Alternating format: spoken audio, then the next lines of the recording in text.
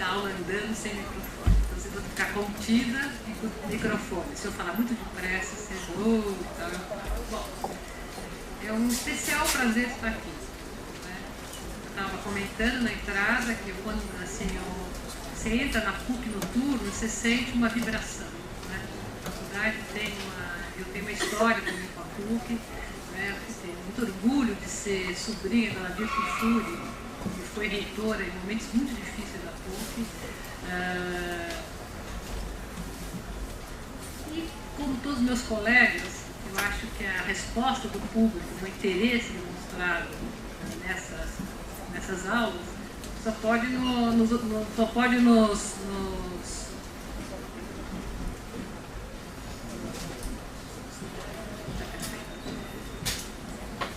ser motivo de muita alegria. Né? Eu vou dar aula da seguinte maneira. Primeiramente, eu queria um pouco falar do próprio Marx. Né? Então, contextualizar a época do Marx na sua época. Em seguida, eu gostaria também de situar um pouco essa obra na biografia teórica, enfim, né, do Marx. E, finalmente, eu queria fazer alguns paralelos, porque essa obra trata, finalmente, da opressão da mulher. Então, a partir dela, eu queria um pouco tocar na questão de como é que o marxismo levantou, quer dizer, o que o marxismo trouxe teoricamente, politicamente, em termos da questão da mulher e sua influência no feminismo contemporâneo. Então seria essa que é a ideia do encadeamento. Você sabe que o Marx nasceu em maio de 1818, para quem lembrar na história, isso corresponde exatamente ao período da restauração do absolutismo. Né? Então, todas as lutas progressistas desse momento dizem respeito à questão do liberalismo, movimentos contra a violência autoritária, né, da Santa Aliança. Ele nasce no seio de uma família rabínica, judaica, mas convertida. Tem uma infância, recebe o batismo evangélico em 1924. E desde muito cedo, né, porque a gente acompanha o Marx pelos seus escritos, a gente vê que figura maravilhosa que ele foi, né? Que figuraça. Se bem que, evidentemente, ao longo da sua vida, a sua reflexão vai sofrer mudanças, né? Cortes epistemológicos mesmo. Como figura humana, como uma pessoa generosa, amante da humanidade, ele fica único. Né? O Marx é um grande otimista. Se vocês compararem o continente teórico marxista e as promessas do marxismo com relação, por exemplo, ao Freud, né, que não tinha nenhuma esperança com relação à humanidade, a gente vai ver como Marx era otimista. Ele tinha uma confiança no futuro, tinha uma confiança nas possibilidades da humanidade caminhar para uma sociedade mais justa. Bom, quando ele tinha 17 anos, enfim, corresponderia ao fim do colegial, ele foi, todos os estudantes tinham por hábito escrever uma pequena monografia. No caso, a escolha da monografia, o nome da monografia era Meditações de um adolescente diante da escolha de uma profissão. E eu não conheço o texto completo, eu li partes do texto, numa edição francesa, do Marx, mas assim, o pedaço que eu peguei, assim, ele fala, que eu acho mais importante, primeiro ele fala uma coisa que é um ponto de partida da sociologia, né? Essa ideia de que a realidade social é muito forte, né? Que nós entramos num mundo, não é, sobre o qual nós não temos nenhuma escolha anterior. É nossa subjetivação, né? Tudo que se passa com a gente se dá nesse contorno social que nós não escolhemos, sobre o qual temos muito pouca influência. Então ele diz o seguinte, que a ideia mestra, isso é textual, que deve nos guiar na escolha de uma profissão é o bem da humanidade e o nosso próprio aperfeiçoamento. Ele diz assim, que a natureza do homem é feita de maneira tal que só pode atingir sua perfeição se agir para o bem e perfeição da humanidade. Né? Era uma cabeça iluminista, né? Um amor ao próximo, uma ideia da importância da coletividade, e essa ideia de que não há desenvolvimento individual se não houver o desenvolvimento da humanidade. Certo? não são os termos propriamente marxistas ainda, né? Mas já tem essa generosidade, já tem esse ponto de vista que nunca vai mudar, né? Ele sempre vai, até o final da sua obra, essa marca, né, desse amor pela humanidade, dessa esperança do futuro da humanidade, é muito forte. Bom, eu não sei quantos conhecem, eu sempre acho que, como feminista, eu nunca consigo separar muito a vida privada da vida política, né?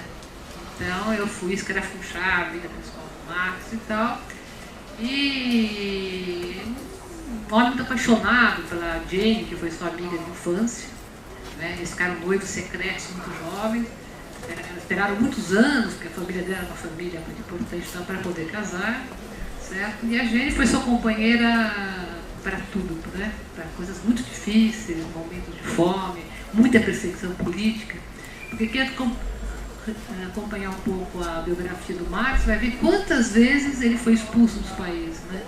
Ele era expulso e assim não se acovardava, era expulso porque estava na França e denunciava a repressão, uma greve na Silésia, na Alemanha, e os prussianos pressionavam o governo francês o expulsava. Foram seguidas expulsões, né?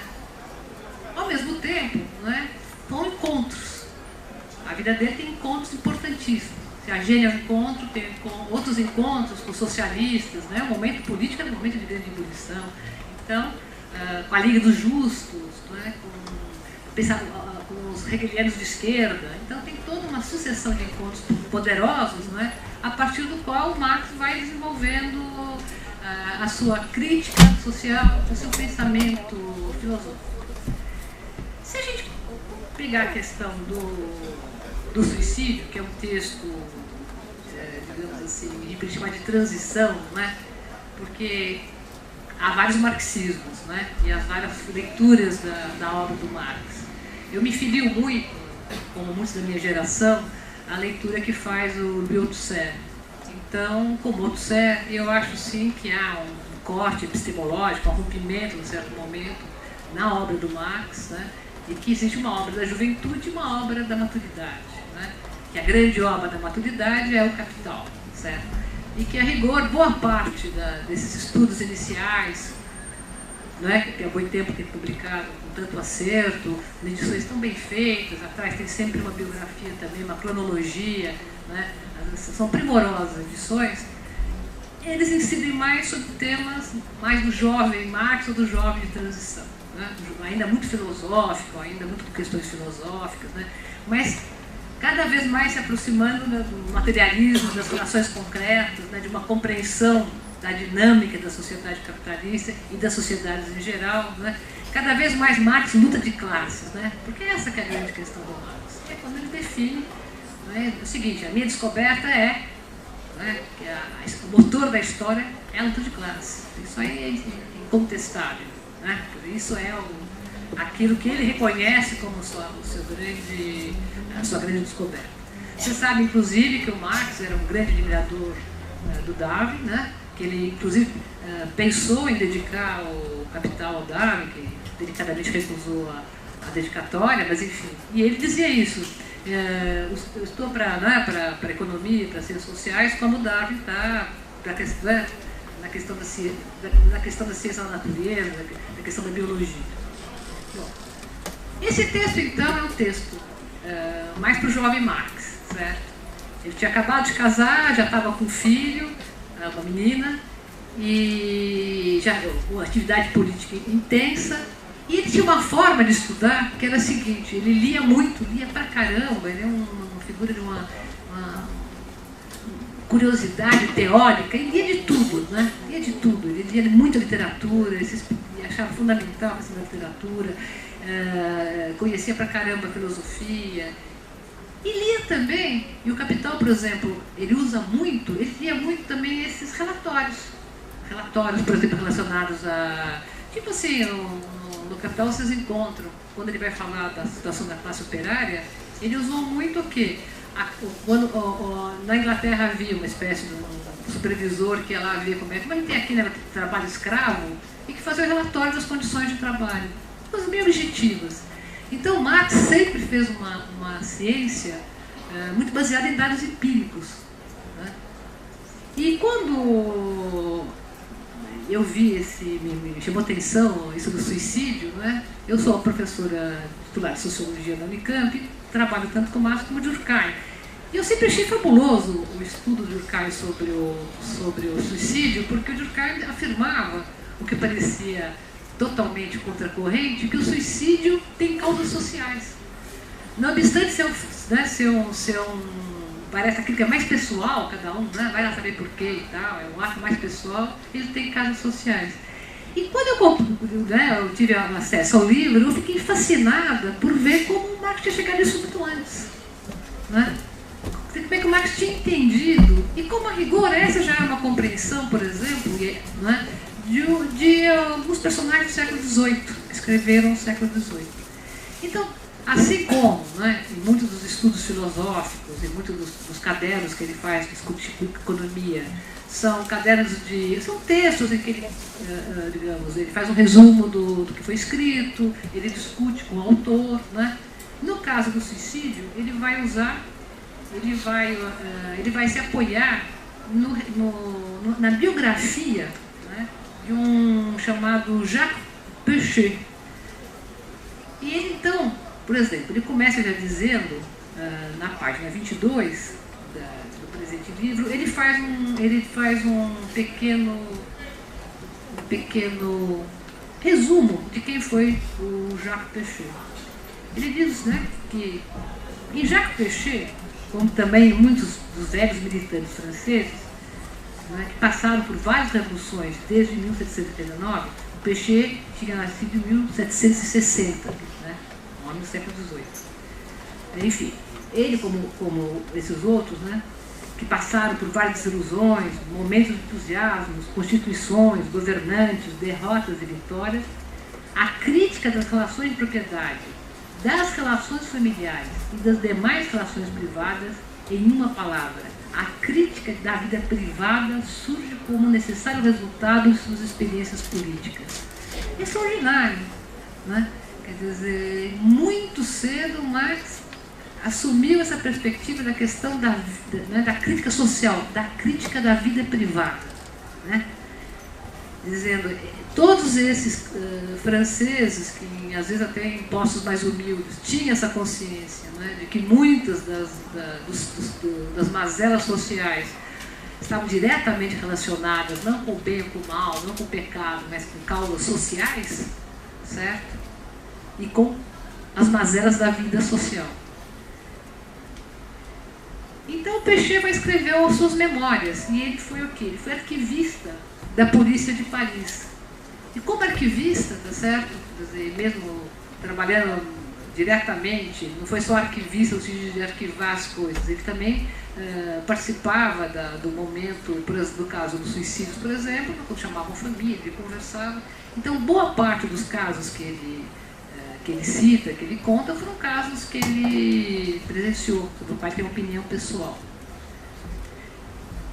Eu não conheço o livro do Jacques Péchet, certo? Não sei quantos casos, mas o interessante é observar que o Marx, ao escolher os casos que ele ia tratar, ele escolheu, sendo que há mais suicídios de homem do que de mulher, ele escolheu 3 casos relacionados a suicídios femininos e só um caso relacionado a suicídio masculino.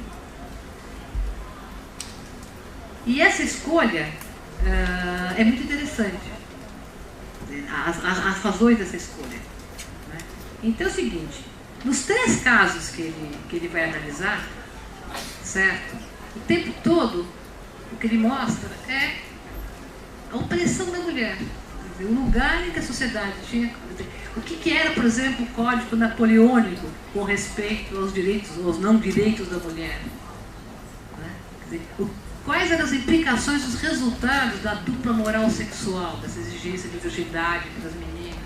Qual era o resultado na prática do poder do pai sobre as filhas, tá certo? Então ele pega 3 casos, e eu acho que esses 3 casos são emblemáticos de 3 formas, não é, assim, eu não gosto da palavra de vitimização, mas enfim, são 3 formas de violência que eu chamo de gênero, muito específicas da mulher, né? Então, um caso é o caso do problema da virgindade. Até hoje, não é? Em muitos países, a não virgindade pode implicar no direito do pai de matar a filha pecadora, certo? Ou mesmo emparedá-la, deixá-la pro resto da vida num quarto. Né? O outro caso que ele trata é do marido doente, alucinado, ciumento, que praticamente escraviza a mulher. E o terceiro caso que ele trata é de uma menina vítima de violência sexual, que não consegue abortar e se suicida. Então são 3 suicídios. Então o livro, né, e nesse ponto é um livro muito diferente do que costumam ser os livros do Marx, né? Eu gosto muito, quer dizer, eu acho assim, que a tônica do livro foi muito bem resumida pelo Michel Levy. Ele diz o seguinte: esse pequeno e quase esquecido texto do jovem Marx é uma das mais poderosas peças de acusação à opressão contra as mulheres, já publicada. 3 dos 4 casos de suicídio mencionados referem a mulheres vítimas do patriarcado, ou, nas palavras do Marx Péchet, da tirania familiar, forma de poder arbitrário que não foi derrubada pela Revolução Francesa. O que temos aqui é uma preciosa contribuição à compreensão das justiças sociais, da moderna sociedade burguesa, do sofrimento que suas estruturas familiares infligem às mulheres e do amplo, universal, objetivo emancipador do socialismo. Eu acho assim que isso aqui é uma parte, inclusive, da introdução que o Michel faz, é uma introdução extremamente delicada, extremamente feliz, certo? E acho assim que realmente a publicação desse texto, não é? Por mais que, digamos, tem muito do Péchet, são comentários, tá certo? São sempre comentários sobre o caso, ela tem uma importância fundamental, porque do ponto de vista da minha cronologia atualmente, ela corresponde então a um dos pontos de partida importantes, né, a partir do qual o marxismo tratou a questão da mulher. Então é o seguinte: quero entender a questão da opressão na vida privada. Como vocês devem saber, a grande palavra de ordem dos anos 70 foi essa, que o privado é político. Por quê? Porque né, os partidos socialistas comunistas tradicionais, naquele então, tinham uma visão bastante conservadora a esse respeito. Então o discurso era sempre: vamos primeiro fazer socialismo, depois libertaremos a mulher, ou então o socialismo vai liberar todo mundo, né? Aquela história sempre vai, põe na Consul, amanhã a gente resolve. E justamente esse feminismo, que é um feminismo político, que é um feminismo que nasce na esquerda, quer dizer, não é? Todas as mais importantes conquistas das mulheres na Europa Ocidental, se vocês pegarem, por exemplo, eu acompanhei muito de perto a história da França. A França não tinha nem aborto, né? A Itália não tinha nem aborto nem divórcio nos anos 70. Vocês imaginarem, né, que foi possível na França, né, com o Santo Papa, você mobilizar a sociedade e conseguir o plebiscito em que o aborto foi aceito. Você pode imaginar que essas mulheres tinham um apoio da esquerda muito amplo, é óbvio. E a mesma coisa para a França. No caso da França tinha divórcio, mas não tinha aborto, certo? E eu acho que todas as questões, a que mais me revolta é a questão do aborto, porque é a mais presente hoje em dia. Né? É uma das... por onde hoje a dimensão de classe, inclusive, da opressão da mulher fica mais clara, certo? Porque esse é um país de permissividade, então sempre se tem né, quem pode pagar tem um endereço para abortar. Agora, quem não pode, né, provavelmente vai cair na mão da indústria do aborto. E eu acho que vocês todos leram o recente prisão, não foi nem prisão, acho que ele já foi preso, mas enfim, o recente estouraram um local de aborto. Pois é, há 30 anos que essa casa existe naquela rua, né? Todo mundo passa, está lá, a clínica, todo mundo sabe que aquilo é uma clínica de aborto. E muitas histórias correram sobre essa clínica, né? Há histórias do maltrato, a história que depois que a pessoa saía, dava uma calcinha com uma cegonhinha com o bico preso, enfim, e várias outras coisas ligadas ao sadismo, né, desse médico. Muito bem. eu sempre me espantei como... e, aliás, me espantei muito. Falei, deve haver um esquema de corrupção muito grande para ele conseguir manter essa clínica aberta na João Moura por 30 anos. Né? A casinha está lá, quem não quiser vai lá. Recentemente, não sei o que aconteceu, ele foi denunciado. Foi denunciado, saiu no jornal e tal. E aí, eu não sabia, muita gente sabia. Eu não sabia que ele era exatamente o médico que trabalho com a questão tenho uma pesquisa já há muitos anos sobre a questão dos mortos aparecidos políticos, né? E entre os médicos que mais assinaram falsos depoimentos, né, dizendo que as pessoas morreram de morte natural, coisa assim, o primeiro nome é desse Dr. Abramovich. Então, vejam vocês, esse Dr. Abramovich, inclusive, foi quem assinou dizendo que não notou nenhuma violência, né, no Alexandre Vanucci. Esse está sendo processado por duas amigas minhas, companheiras, a Eleonora Menicucci e a Maria Amélia Teles, porque na tortura ele estava presente e injetava injeções e tal.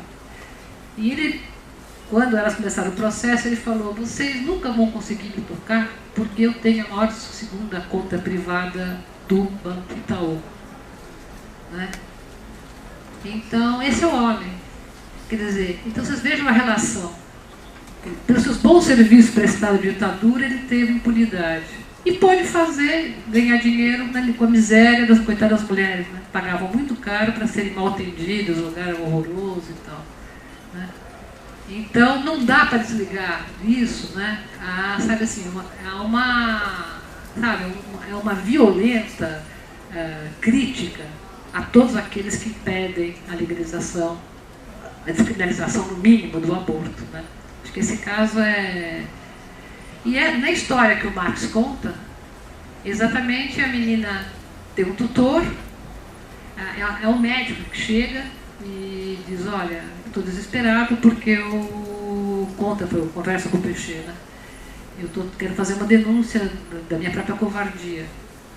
E ele fala que foi procurado por uma moça, ele era um médico de senhoras, dizendo desesperada que ela precisava, que ela tinha de abortar, porque ou ela abortaria ou ela teria de se matar. E aí, na dúvida, ele diz não. E a menina, com 17 anos, realmente se mata. E se atira no Rio Sena. E aí, quando sai o jornal, a notícia, ele se dá conta, então, que tinha sido o tutor. Né? Ela tinha um tutor, um homem poderosíssimo. Então, a gravidez era fruto, né, dessa violência, né, de um adulto responsável sobre uma menor. Mas quem pagou foi ela, que se matou. Então, esse é um dos 3 casos de suicídio. A gente não precisa, quer dizer, ser um caso do século XVIII. A gente não precisa ir muito longe para encontrar esses exemplos no século XXI. Então, acho que eu adoraria pendurar as chuteiras e dizer assim: esse negócio de feminino já era. Mas, infelizmente, não dá. Né? Porque toda vez que eu vou pendurar as chuteiras, eu penso assim: pô, já estou na 3ª geração. Né? Já tenho netas e a questão continua. Então, sabe, não dá sabe, temos de continuar. Até Portugal, que é Portugal, para não ficar atrás do resto da Europa, votou favorável à descriminalização do aborto.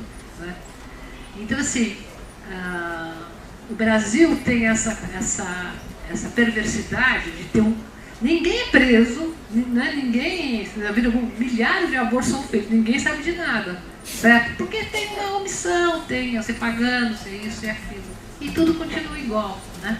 Então, assim, com respeito, por exemplo, a um outro detalhe aqui, que é a questão da virgindade, nós lutamos e, ao menos na lei, conseguimos vitória. Porque eu não sei quantos sabem que até a última, a nossa é de 88, mas até ela, eu não sei se você sabe que, por exemplo, o Código de Família dizia que a família, o homem é o chefe da família, a mulher, sua principal auxiliar. Que as mulheres, os índios e as crianças eram consideradas incapazes diante da lei. Que o homem, enfim, eu poderia fazer uma infinidade. Mas, além do mais, havia uma coisa chamada engano de pessoa. O rapaz casava com a moça e devolvia dizendo que ela não era virgem ou vingante de pessoa e o casamento era desfeito. Todo mundo ri quando eu falo isso, mas isso foi ontem. Foi muito pouco tempo atrás, isso prevalecia. Quantos usaram, eu não sei, mas tinha lei. Né? Crimes por honra. Quantos? Né? Acabou muito recentemente. Então, eu acho que o jovem Marx tinha razão quando ele dizia que é muito difícil o pessoal, não é? Se não houver o desenvolvimento de toda a sociedade. Quer dizer, essa compreensão, certo? Que nunca abandonou, porque é uma leitura do Marx, por mais que eu considere que o Capital é uma grande obra teórica, eu acho que seria um empobrecimento enorme do Marx considerar que, antes de mais nada, ele é um economista, não é? Que ele viu a questão da economia, o homo econômicos. Eu não acho de jeito nenhum, acho que ele viu sempre o homem, quer dizer, ele sempre teve todas as dimensões. E em outros momentos da sua vida, inclusive, um pouco eu quis trazer isso também, ele já se referia a essa questão da importância da questão da mulher. Por exemplo, num daqueles estudos deles filosóficos, né, dos cadernos, ele diz o seguinte, e eu peguei esse texto, está bem traduzido, então eu peguei direto da Semana do Voar, senão está mais bem traduzido. Diz assim: a relação imediata, natural, necessária do homem com o homem é a relação do homem com a mulher. Do caráter dessa relação decorre até que ponto o homem se comprometeu como ser genérico, como homem. A relação do homem com a mulher é a relação mais natural do ser humano. Nela se mostra, portanto, até que ponto o comportamento natural do homem se tornou humano ou até que ponto o ser humano se tornou seu ser natural. Até que, enfim, ponto a natureza humana se tornou sua natureza. Então, há vários momentos em que o Marx coloca a questão da situação da mulher como um dos índices. Né? Um dos índices de progresso social, por exemplo, desenvolvimento social. Se vocês pegarem, por exemplo, vocês pensarem, né?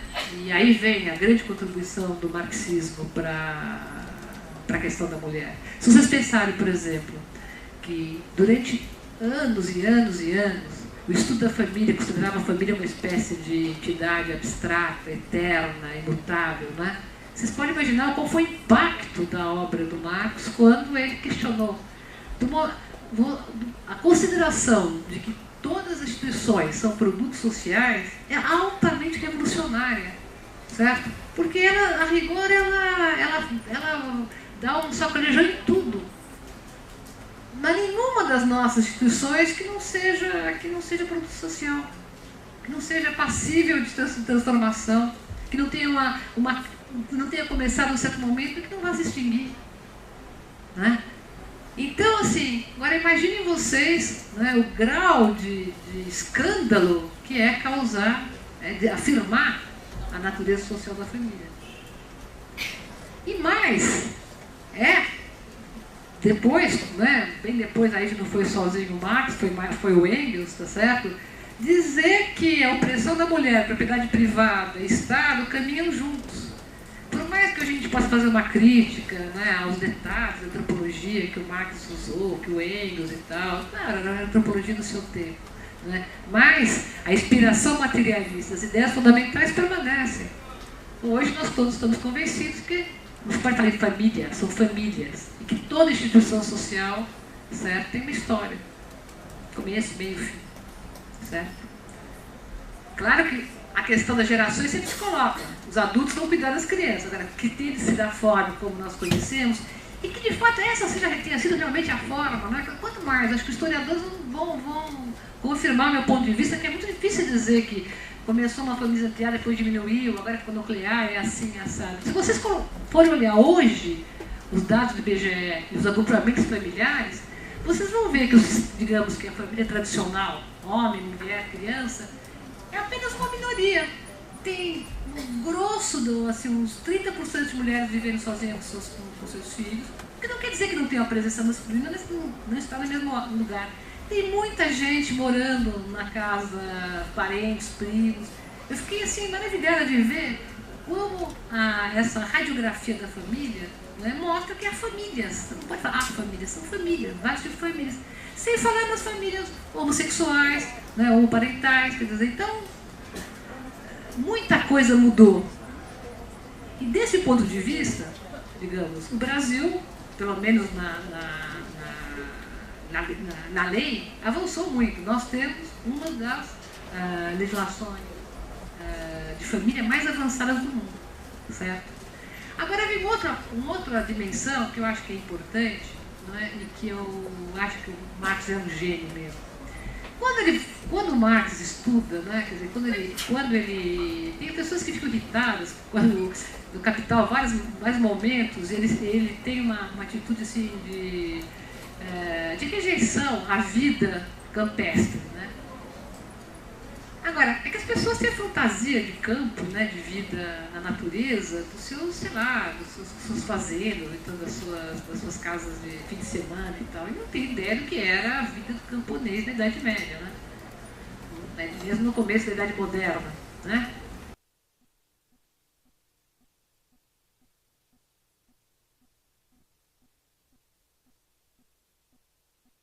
O que eu acho que é interessante no Marx é que ele não é um saudosista. O Marx não olha para trás, né? E eu sempre me afirmo uma coisa, dizendo assim, para as mulheres, o mundo contemporâneo é melhor do que qualquer outro, né? Com todos os dissabores da nossa condição, com todas as triplas, quádruplas condições, né, jornadas de trabalho, o Marx estava certo quando colocava a questão do desenvolvimento das forças produtivas como uma condição sine qua non para realmente a possibilidade de você dar um salto. Estava certíssimo. As mulheres que o digam. Porque, tirando, né, no campo que nos interessa, a questão da sexualidade, por exemplo, né, com a pílula. E, ultimamente, aquela questão mais importante que é o DNA. Gente, quantas meninas não tiveram de se atirar como essa história do século XVIII, porque não podiam comprovar a paternidade. Então é revolucionário, que eu digo, o feminismo contemporâneo tem a seu favor o fato de ser um momento histórico em que o DNA pode ser comprovado, em que você pode, de alguma maneira, as mulheres precariamente ou não, se a pílula faz mal, enfim, tem toda uma controvérsia, mas no mínimo são sujeitos de escolha, podem escolher, né?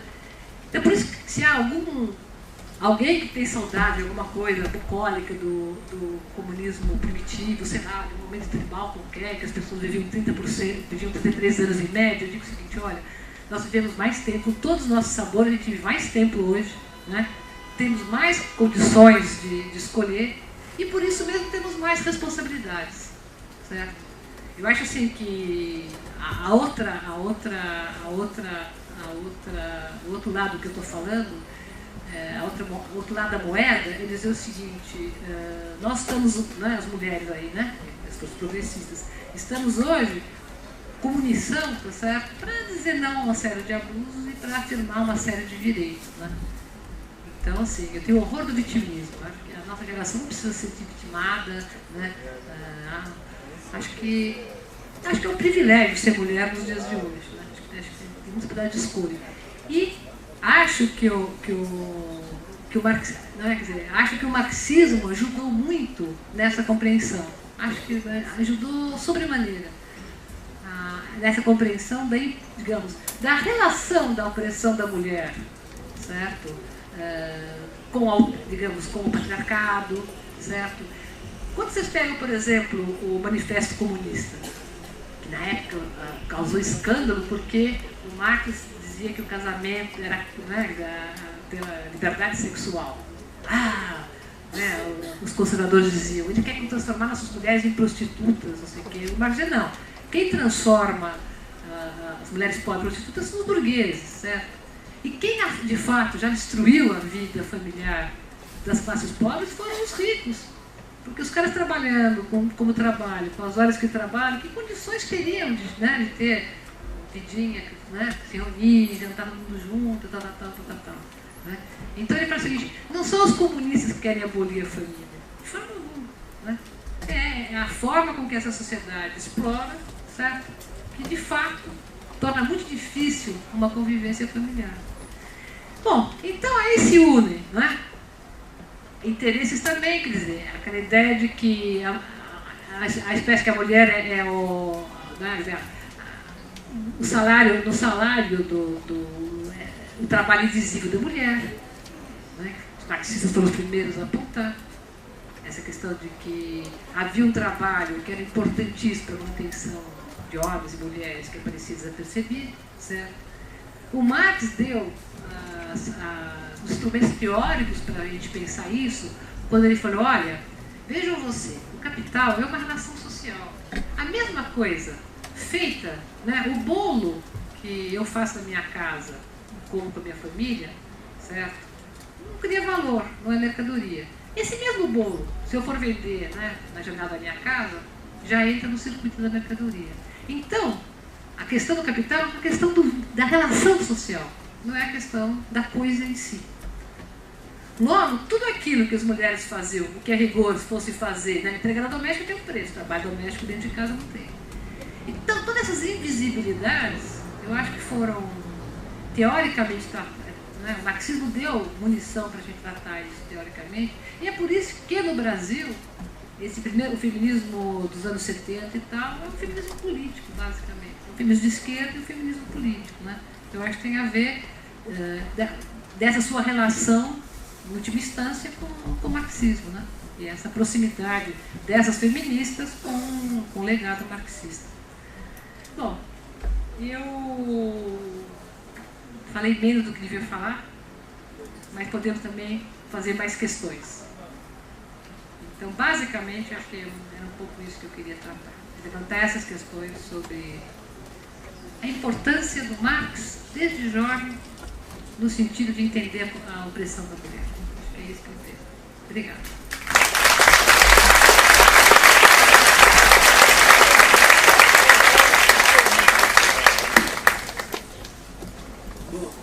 Daqui a alguns minutos, aqui em torno de 15 minutos, a gente reabre a mesa de assinaturas. E vamos iniciar agora as questões. Solicitamos, como nas aulas anteriores, que as questões sejam enviadas por escrito para a mesa.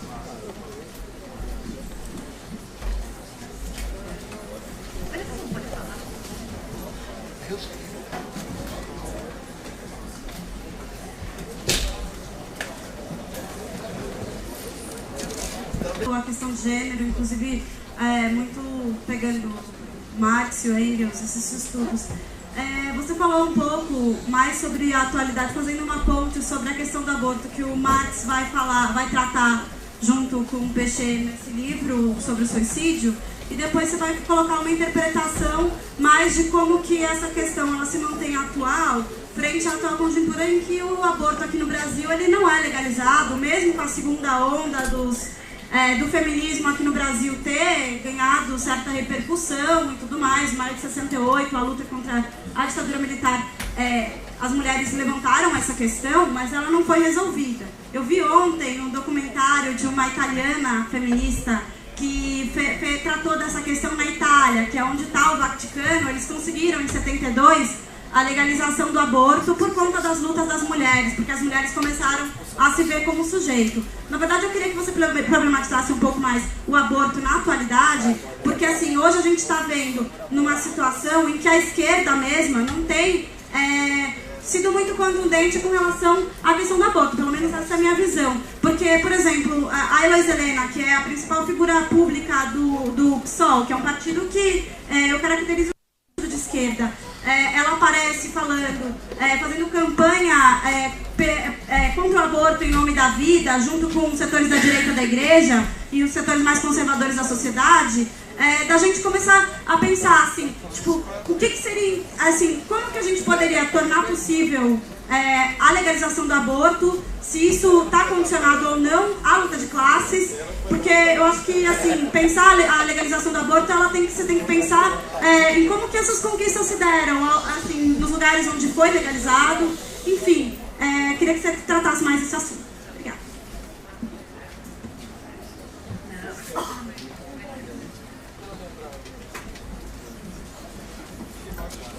Não é uma pergunta propriamente, mas é uma... acho que tem a ver com o que a companheira aí colocou. Eu sou trabalhadora da saúde e enquanto você desenvolvia a sua reflexão, eu comentava com a companheira aqui do lado. Eu falei, pois é, e para uma por uma situação tão especial para quem trabalha na saúde, que são as conferências municipais e estaduais de saúde. Essa última conferência nacional de saúde, ela foi, infelizmente, uma grande derrota, né? Num momento tão importante, né? Século XXI, essa coisa que a gente olha para frente, né? Para o otimismo, e foi a questão do aborto. Foi, assim, uma dos itens da conferência, de todas as conferências, mas particularmente da Conferência Estadual de Saúde aqui de São Paulo, que eu fui delegada. Não houve, se no meio de 800 delegados, onde 50% dos delegados são a população, teoricamente, né, organizada, que deveria tá tendo uma postura mais libertária, efetivamente a Igreja Católica conseguiu derrotar o direito à saúde, particularmente, né, da mulher, porque se a gente contava com dedos de uma mão aqueles que votaram a favor da descriminalização do aborto. E no cenário nacional, então, foi monstruosa essa situação. Tá?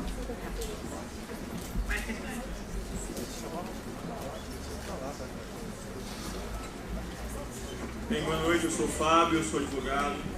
Só um pequeno comentário antes, não é no sentido de contraditá-la, mas não parece que a legislação brasileira na área da família seja muito avançada. Nós temos grandes operadores do direito que tentam reconhecer a união homoafetiva, a adoção por casais homossexuais, mas a nossa legislação não é muito adiantada, ao que me parece, né? Ela teve um avanço, sim, no Código de 2002, até mesmo porque de 1916 até 2002, aconteceu o que o professor comentou aqui, de que se o rapaz casasse com uma moça que não fosse virgem, ele poderia anular o casamento por erro essencial com outra pessoa. Né? Então isso é um atraso que foi até esses dias atrás. Mas no nosso novo código, eu não acho que nós temos grandes avanços quanto a isso. Né? Passado esse comentário, uma pergunta que eu faço é que Hegel ele tem uma classificação sobre liberdade, que ele fala dos níveis de liberdade. Ele fala que o suicídio é a maior liberdade possível como pode ter, que é a liberdade da negação de tudo, das possibilidades de escolha. Eu quero saber se o Marx trata disso, toca nesse assunto, se apoia em Hegel, fala alguma coisa do tipo.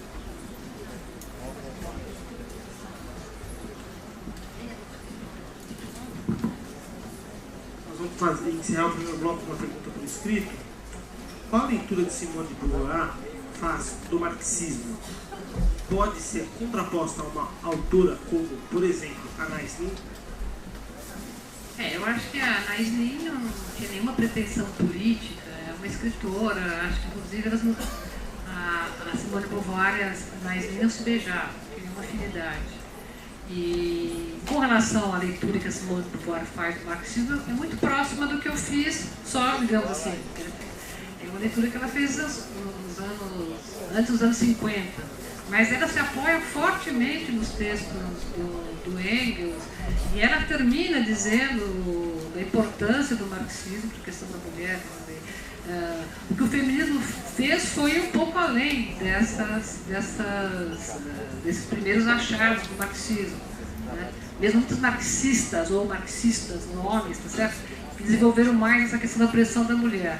Mas quando a Simone de Beauvoir escreveu O Segundo Sexo, toda a reflexão que ela faz é de que realmente, apesar de todos os pesares, só o socialismo é uma profissão de fé socialista, sem sombra de dúvida.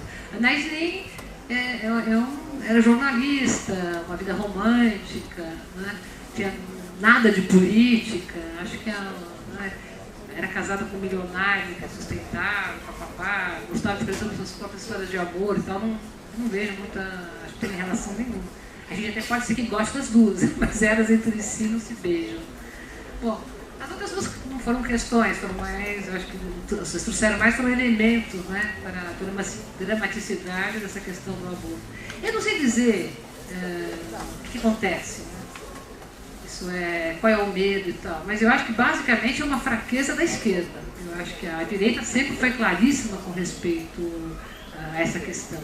E acho também que é uma questão complicada também, que diz respeito até que ponto a Igreja Católica influencia os movimentos de esquerda, porque com todo o respeito que eu tenho ao movimento sem terra, que eu acho um dos movimentos mais importantes hoje, mas se vocês pegarem a parte mais moral, tem o moralismo, né? Tem o moralismo, porque com todas os enormes avanços que significaram a teologia da libertação, a Igreja Católica tem um corpo de pensamento conservador, né? Tem. Tanto é que, assim, não dá para... Quer dizer, quando o Papa, que é a autoridade maior, diz que nem mesmo camisinha, tenta querer ficar sofismando, né? E como feminista, por exemplo, tive sempre ao meu lado várias lutas fundamentais com Dom Paulo e tal. Mas nas eleições, quando nós defendemos o aborto, a Igreja soltou em todas as paróquias, todos os padres foram obrigados a ler uma manifestação dizendo que ia ser excomungado quem defendesse o aborto, né? Daí, inclusive, no meu caso, meu rompimento definitivo. Eu nunca mais quero saber da Igreja Católica e qualquer outra igreja, mas enfim. Com respeito a outra questão, não é, dos avanços, você tem razão com relação à questão dos lobos parental, dos direitos do casal. Eu acho que a jurisprudência está avançando muito mais do que a própria lei. E assim, porque também, se você pensar bem, então precisa ser paciente, no caso das mulheres, né, dado que o Brasil era uma deformidade e que não tinha o divórcio, o que aconteceu na prática? Né? Que a jurisprudência teve de reconhecer as uniões de fato. Então esse país é o país que tem mais união de fato do mundo, né? Todo mundo se... Para a gente casar, duas pessoas morar junto, casou, né? Esse nosso informalismo é só nosso. Quando eu estou casada, bom, mas cara, não, moro junto, estamos juntos 20 anos e tal. Mas para o estrangeiro a gente não é casado. Casar é casado no papel, tá certo? Então assim, quando a jurisprudência reconhece a união de fato, está reconhecendo, aí já é o primeiro passo para depois a lei. As leis são demoradas, né? Então eu acho que mesmo nisso já há uma visão do legislador pró-casais homoparentais, pró-reconhecimento da união. Já vi casos da morte, da pensão para outro cônjuge, né? Eu acho que nós avançamos muito, sim, com a Constituição de 88 e que nesse campo estamos avançando na jurisprudência. Eu acho que basicamente... Se deixei, qual foi? Não, chegou. Sim, essa é mais importante. Não, eu acho que eu já respondi parcialmente. Quer dizer, eu acho que é uma posição atrasadíssima. Né? Eu acho que a Luiz Helena realmente faz eu achava que ela tinha uma coisa sem querer pôr, é um comentário preconceituoso que eu não vou fazer. Mas enfim, é uma histérica, mas enfim. Né? E me lembrava freiras do Sacré-Cœur. Ela me lembrava freiras, estudei 14, 12 anos com de freiras, né? E a Luiz Helena me lembra vivamente, em alguns momentos, algumas das minhas freirinhas. Então é o seguinte, eu acho que é uma coisa atrasada, reacionária, né? Eu pessoalmente teria uma simpatia para o brasileiro, totalmente informar, não gosto das atuações dela, aquela coisa de... Né? Eu sou muito mais Dilma, sou naquele estilão da Dilma, mas enfim, acho que é um atraso. Eu acho atrasadíssimo. Não voto nela. Tá? É belíssimo o que o Hegel fala, mas o Marx não trata disso nesse momento. Ele vai o tempo todo dialogar, porque você sabe, é o seguinte, para falar mal de novo da Igreja Católica, o suicídio era considerado um pecado gravíssimo, então os suicidas não tinham direito aliás, não é só a Igreja Católica, todas as religiões proíbem o suicídio, os judeus também, né? Tanto é que a minha amiga Yara Volberg ficou muitos anos, quando sabia se ela tinha se matado ou não, ela ficou do lado de fora, né? Apesar de ter sido morta da tortura, enfim, morta pela repressão, ela ficou lá do lado de fora porque a repressão tinha dito que ela tinha se matado, mas enfim. E o Marx faz uma crítica feroz, dizendo, né? Olha a coragem que a pessoa precisa ter, tá certo? E além do mais, quer dizer, a pessoa tem essa coragem de se matar, né? Esse é o maior sintoma, né, essas mortes são o maior sintoma do grau de opressão social. E essas pessoas, mesmo depois de mortas, são vilipendiadas, são maltratadas, não são enterradas, são difamadas, né? Porque a difamação em cima dos suicídios era muito maior do que a do nosso tempo. Hoje em dia não é mais discreto, né? Mas naquela época, assim, uma difamação enorme, através da imprensa. Então, acredito que até que o Marco Doria, né, não sei se leu esse texto do Hegel, mas podia até concordar com isso, certo? Mas no caso o ataque dele mesmo era contra os conservadores que levavam as pessoas ao suicídio e depois, né, chutavam o morto. Então... Bom, nós temos já duas perguntas por escrito na mesa, uma pergunta que vai ser feita com o microfone, mas antes eu quero só passar alguns recadinhos que chegaram na mesa. O primeiro recado é que nós estamos divulgando aqui o debate que acontecerá dia 10 de abril, quinta-feira, das 16h30 às 17h30, na Livraria da Vila, com o professor Emir Sader, sobre a nova realidade em Cuba. Então, todos estão convidados na Livraria da Fradique Coutinho, 915, ali na Vila Madalena, bem perto do metrô, dá para ir para lá. Então, por favor, mais um evento aí à disposição do público. O segundo recadinho que chegou aqui na mesa é do Movimento de Saúde, informando que haverá um ato contra a privatização da saúde, no Dia Mundial da Saúde, no dia 7 de abril, às 10 horas da manhã, em frente à Secretaria Municipal de Saúde, na Rua General Jardim 36, na Vila Buarque. O último recado do pessoal do Jornal Brasil de Fato, para novamente divulgar e avisar que a última edição está aqui disponível. Além disso, bom, a companheira que se inscreveu foi a primeira inscrita.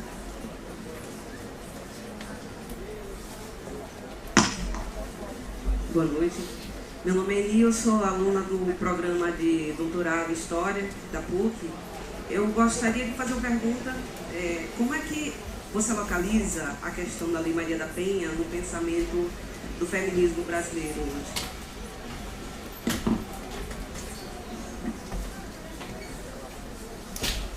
Bom, no bloco de perguntas escritas, a próxima pergunta é: em que sentido a senhora acha que hoje é vantagem ser mulher?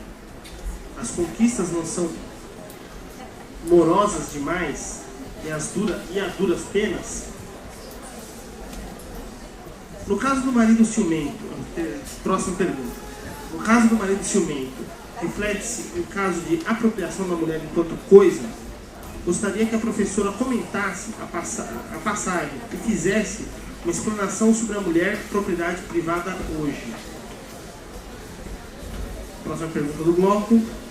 Como seria possível trazer para o Brasil uma visão crítica marxista, voltando um olhar para a mulher afro-brasileira e indígena, com uma perspectiva de transformação nas relações sociais?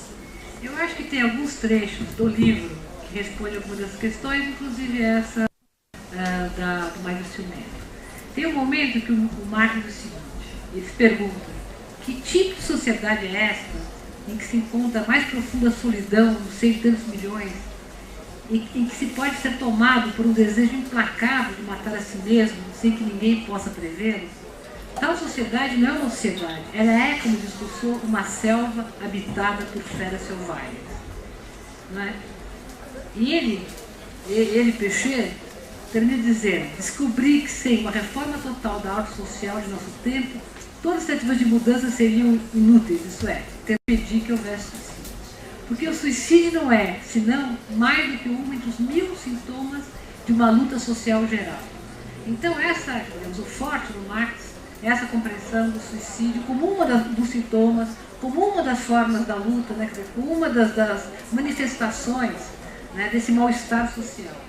No caso que foi levantada a questão da mulher ciumenta, é uma moça lindíssima, que o marido, um homem muito poderoso, a gente não sabe exatamente que doença é, mas o cara pega uma doença, fica totalmente deformado. O cara é um verdadeiro monstro. Quanto mais feio ele fica, mais doido ele fica e mais ciumento. Então, ponto tal de não deixar a mulher sair de casa, vira uma verdadeira escravidão. E ele faz comentários como esse, né, para mostrar que situação, porque o cunhado que gosta dela, que quer salvá-la, percebe a impossibilidade de salvá-la. Por quê? Porque a lei ampara o marido. Então é o seguinte, a infeliz mulher foi condenada a mais insuportável escravidão. O senhor João M., que é o marido, né, podia praticá-la apenas por estar amparado pelo Código Civil e pelo direito de propriedade, protegido pela situação social que torna o amor independente dos livres sentimentos dos amantes e autoriza o marido ciumento a andar por aí com sua mulher acorrentada como avarento com seu cofre. Essas são as palavras duras, né, com que ele analisa esse caso do marido ciumento. Porque o código realmente, né, isso que eu falei, o código de Napoleão, a mulher realmente pertencia aos homens, aos filhos como as árvores, aos frutos e tal, né? E isso a revolução, não, apesar da participação de mulheres, da tentativa de mudança, isso não houve mudança na revolução. A outra questão era a lei da Maria. Bom, essa é a típica questão da violência e da impunidade. Eu acho que essa questão tem mais a ver com impunidade até. Não é a impunidade só dos maridos, não. A impunidade também das mulheres quando maltratam as crianças, do casal quando maltrata os filhos, né? Eu acho que assim, que o problema da lei de Maria Penha, quer dizer, o que vem sanar essa lei é essa coisa absurda no Brasil da impunidade. Né? Quer dizer, a lei está aí, mas o judiciário é de tal forma viciado. Eu caçou com meu marido, que é advogado, dizendo, olha, eu acho que aí é interesse também dos advogados. Né? Porque, puxa, qualquer processo leva no mínimo 10 anos, não é? Quer dizer, então todo esse sistema judiciário se acostumou com essa morosidade, vive disso, né? Quer dizer, essa impunidade, ela é inaceitável, ela é absurda. Né? A história da Maria da Penha é de arrepiar o cabelo, porque ele foi condenado, não é que não haja condenação, ele foi condenado. Certo? Não é que escapa, ninguém prende. É que nem assim, todo mundo diz, bom, a lei do Brasil é rigorosíssima com respeito à pensão das crianças. O juiz fixa. E quem é que faz pagar? Não tem polícia para cobrar. Quando o juiz dá hora de prisão, o policial vai lá, recebe um dinheiro e é corrompido e não prende o marido. Então, assim, é aquilo que eu falei, a distinção entre realmente códigos muito progressistas e uma realidade, às vezes, totalmente deficiente. Agora, para essa, eu acho que não existe outra maneira, essa é a questão, porque é coisa do aborto também, senão a mobilização a nossa mobilização política é isso. Nós vivemos tempos muito, eu acho assim, de muita desmobilização. Todo mundo quer que o governo, não sei quem e tal, né? Na época da ditadura, que a gente era contra o governo, acho que as coisas eram mais claras. Eu não tinha nenhuma dúvida que nada viria. Olha, eu tenho de fazer uma ressalva. A ditadura fez o divórcio. Porque se não fosse o Geisel ser protestante e detestar a Igreja Católica, nós não teríamos o divórcio até hoje. Né? Então, assim, a ditadura teve uma... Hã? Perdão? Não.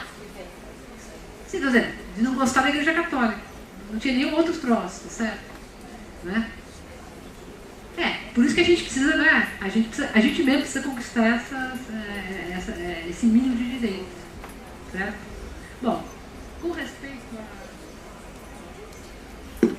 Outra questão é como seria possível trazer para o Brasil uma visão crítica marxista, voltando um olhar para a mulher afro-brasileira, indígena, com a perspectiva de transformação nas relações sociais.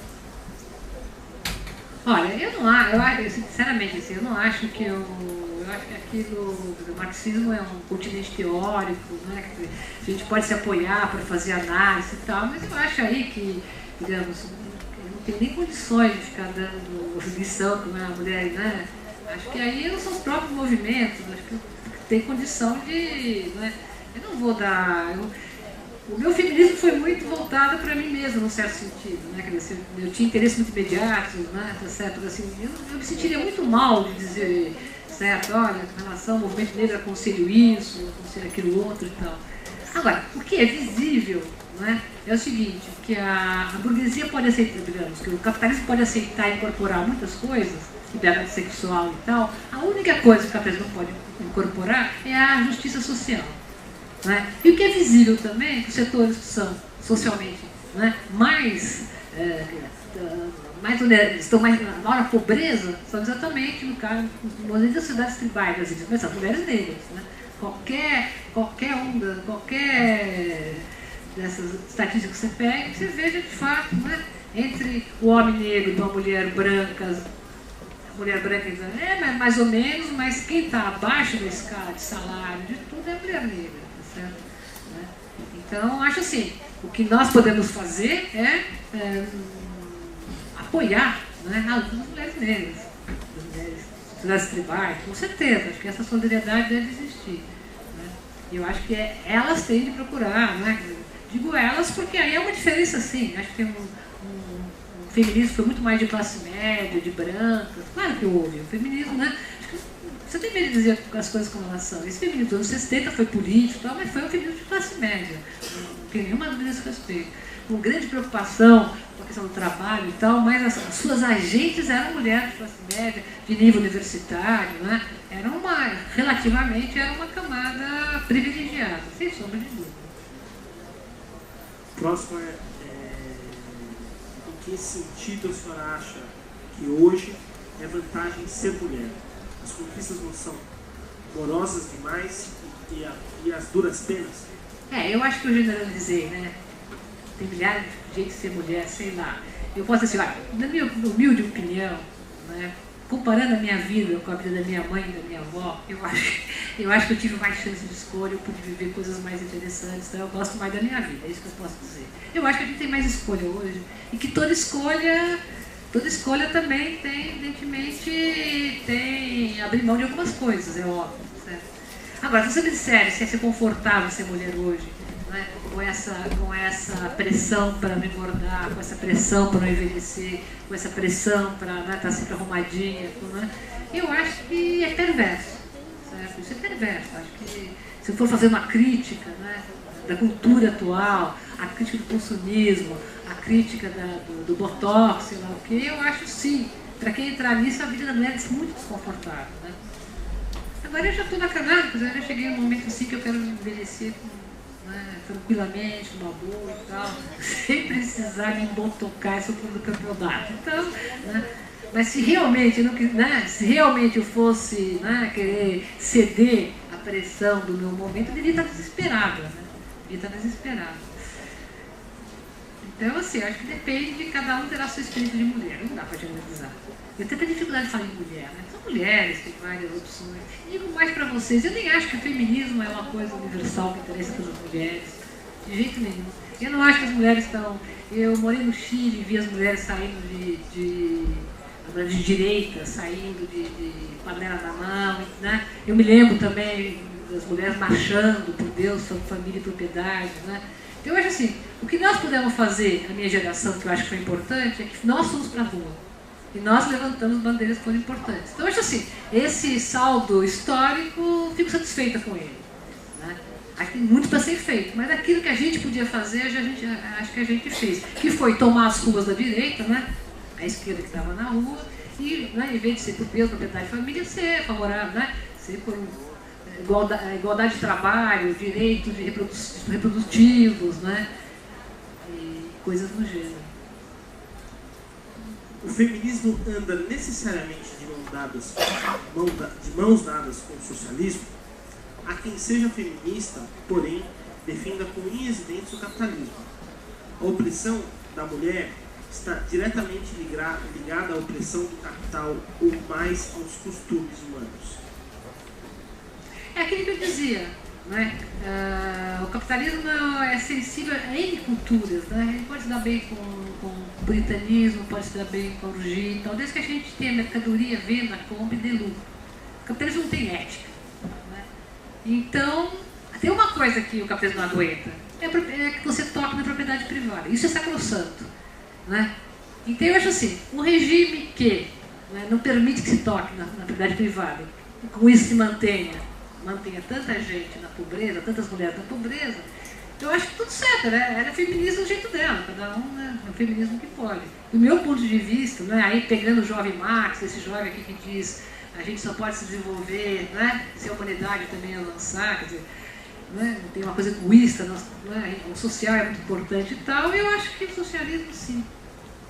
E digo mais, com todos os erros que foram feitos nos regimes socialistas, foram onde as mulheres relativamente conquistaram maiores direitos. Em Cuba mesmo, olha que é um país, quer dizer, aí é cultura machista, né? Era machismo pra caramba. Não era culpa da revolução, era culpa das pessoas concretas. Havia uma lei que a mulher podia se divorciar do marido se não houvesse divisão do trabalho, não fosse dividir direitinho. É claro que para ver a lei você prova um grau de abuso masculino. Para ter uma lei que isso valia um divórcio, é sinal que realmente os caras não queriam nem saber. Né? Morei um ano em Cuba, nos anos 69, 70 e tal. Né? Sou eternamente grata enfim, ao apoio, ao carinho do povo cubano, mas há que reconhecer que o machismo é forte. Já emendando uma pergunta que se encaixa diretamente com essa conclusão. Gostaria que a professora discorresse sobre os projetos políticos direcionados às mulheres nas experiências das sociedades socialistas, e, portanto, ditas marxistas, como na Rússia e na sociedade cubana. Gente, não tem todo esse saber, mas assim, digamos assim, a própria União Soviética, né, houve fases. Na fase do Lenin, por exemplo, uma série de conquistas foram feitas. Na época do Stalin, se davam prêmios para as mulheres que tivessem mais filhos. Então, variou muito. Eu preferia falar da questão de Cuba, que eu conheço, certo? Eu adoro Cuba. Eu vou falar um pouco para a Ivana, né? Mas eu tenho a sensação que aquele grau de agressão americana, aquela necessidade o tempo todo de você estar se defendendo, né? Aquilo criou muito forte a coisa dos valores de guerra, de resistência, que são valores fálicos, de distância. Né? Tem uma coisa, essa história do uniforme, brigada disso, brigada daquilo e tal, né? Que eu acho que pagou um preço por isso. Né? Com o meu comandante e tal. Né? Eu acho que eles espero sinceramente que isso se transforme. Em outras palavras, eu estou querendo dizer o seguinte, é muito complicado, não é? Assim, o problema da guerra, o problema do guerrilheiro, não é? É muito complicado você estabelecer outros valores contra os valores da luta, da defesa da pátria, não sei o que lá, são muito fortes, tá certo? Né? Então, assim, a sociedade cubana foi obrigada, e eu via lá o grau de invasão, essas coisas, quando você mora, você vê, os caras vinham lá em lanchinho, pinham fogo, jogavam não sei o que lá, né? Então, permanentemente viviam em estado de guerra. Acho que isso pesou muito. O isolamento cubano pesou muito, né? Pesou muito. Né? E, nesse sentido, eu acho que foi importantíssima a nossa política externa, né? Acho que o Marco Aurélio Garcia é uma grande figura, porque tirou, de alguma maneira, Cuba do isolamento. Então, eu acho que o povo cubano merece viver com mais abundância, com mais possibilidade de circular, né? Menos uma coisa tão tutelada. Né? Eu, pessoalmente, não gosto muito dessa coisa da tutela, com toda a admiração que eu tenho para o Fidel. Mas eu não gosto do grande timoreiro, do grande vida, da pessoa que sai com perna, né, que não sai. Eu acho que isso indica algum grau de infantilismo. Né? Eu acho assim que precisa ter mais confiança, as pessoas precisam crescer mais. E se você cresce mais, você não precisa de um tutor eterno. Né? Eu falo isso com o maior carinho, você sabe que eu não gosto dos cubanos, mas o nome da verdade, né? Perguntas encerradas, mas gostaria de fazer uma questão, por favor.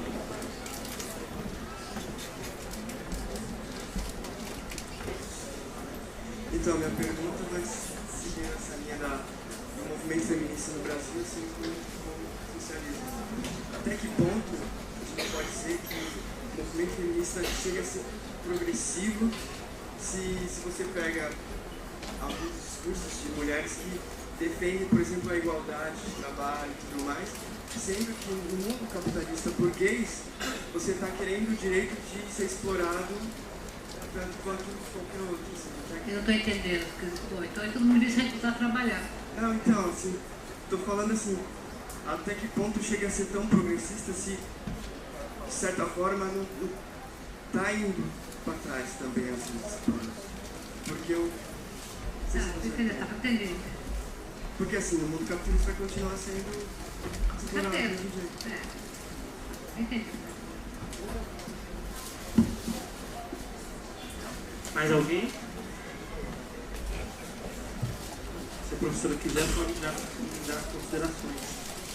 Então, acho que concluindo o seguinte, primeiro assim, que hoje nós temos, eu não acho que tem um feminismo, tem vários feminismos, né? Até a questão de, tem todo tipo de feminismo, acho que aquilo na prática. Eu mesmo entrei em contato há pouco tempo com um grupo que não tem nada a ver com o que eu disse, chamado Riot Girls.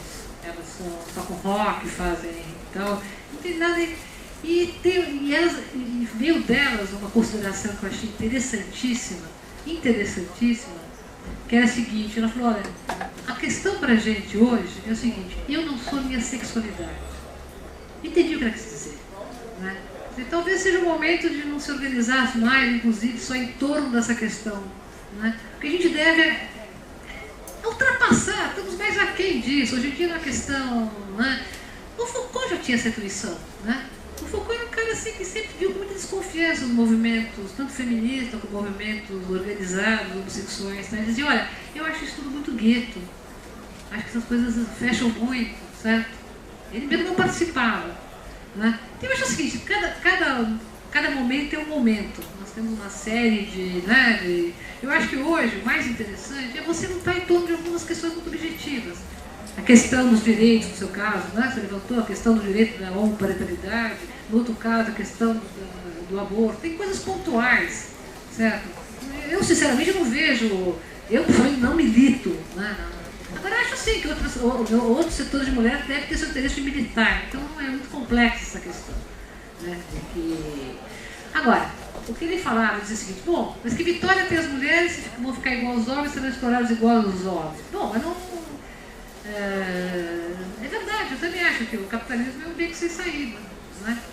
Então, o que não quer dizer que, então, por causa disso, a gente deva abrir mão de qualquer direito de trabalho, de igual salário, quer dizer, não vejo, né, no que essa igualdade nos prejudica em especial. Né? Então, assim, não temos saída, de fato, é horrível o capitalismo, né? Nós vamos ter que organizar gravemente para resistir, né? Tentar superá-lo. Acho que essa luta se interessa a todo mundo. De resto, assim, acho que são lutas pontuais, que a gente, questão disso, questão daquilo, né? Acho que tem mais eficácia hoje do que bandeiras gerais, né? Hoje nós temos liberdade democrática, temos isso aqui, dizer, não é mais eficiente, então, em cima de alguns pontos muito precisos, sei lá, reforma agrária, direito à descriminalização do aborto, né? Sei lá, tem vários. Estou levantando dois aqui que me concernem mais, assim, que eu estou mais atento. Bom, olha, eu agradeço muito a atenção, foi um imenso prazer estar aqui. Espero que tenha minimamente avançado nessa questão da mulher. Muito obrigada pela atenção.